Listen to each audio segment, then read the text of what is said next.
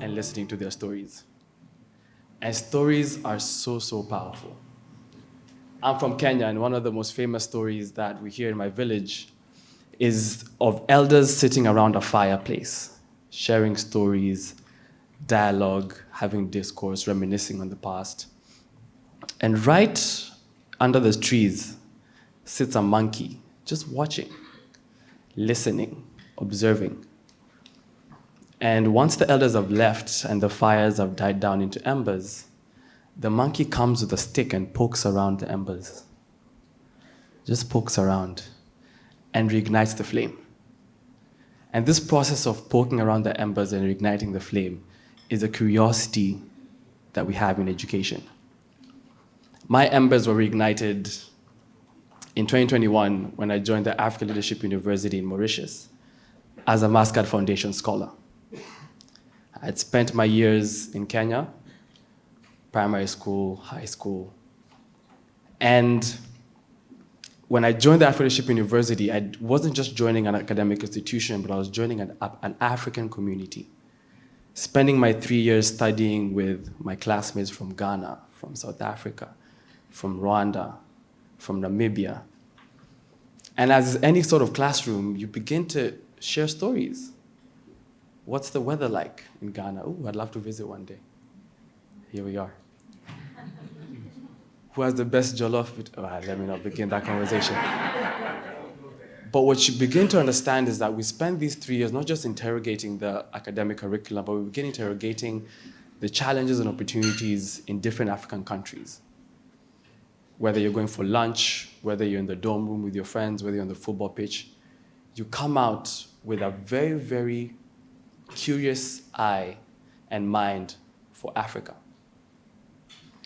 One of the most important things that I learned at the African Leadership University as a foundation scholar is that I'm not just Kenyan. My identity is continental. I am an African. And so what solutions am I coming up with when I graduate? What questions am I interrogating? What stories am I pursuing and getting to listen to and hear from?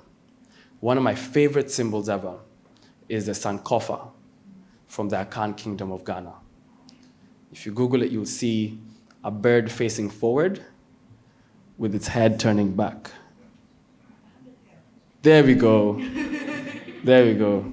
Some more tea for this table. Yeah, they're in the lead. And the symbol is powerful because it symbolizes revisiting your past to gain wisdom and knowledge to make decisions and move forward in the future. And that same curiosity that's in the symbol of the Sankofa is what we've just experienced here today. And I have a call to action as we move forward, as we continue with the rest of the program for the day. Let me begin with a call to action to my peers, the young people in the room. Are we curious about the embers that have been left behind by our elders? Are we hungry for that knowledge and for that wisdom? Are we asking our parents about their first classrooms? One of the questions on the QR code is, if you're to design a classroom for Africa, what is one thing it must have? Right? Now let me come to our parents in the room, our elders. Please don't come for me after this. Are we inviting young people to sit around this fire? One of the earliest classrooms that anyone ever experiences is our homes and our households. What conversations are we having at home? What conversations are we having in our neighborhoods and in our villages? Before our children go to school, what values do they walk into these very first classrooms with? And now a call to action for everyone in the room. How are we sharing and documenting our African stories? We've spent the past 2 days speaking a lot about education. Are we carrying our learnings and our insights to those who are not in the room? To our boardrooms, to our team meetings. Eugene mentioned that I keep them alive and young in the team meetings. In our intergenerational spaces.